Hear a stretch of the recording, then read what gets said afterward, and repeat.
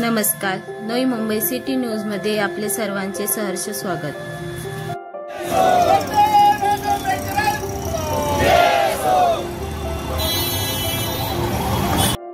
त्यांचं देखील नवी मुंबई युवा संघर्ष समितीच्या माध्यमातून या ठिकाणी स्वागत करतो।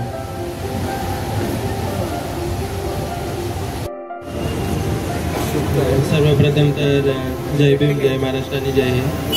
आज या ठिकाणी कुठलं राजकीय भाषण न करता आपले परभणीचे शहीद योद्धा सोमनाथ सूर्यवंशी यांना सर्वांना विनंती करून 1 मिनिट आपण शांत राहून श्रद्धांजली देऊया।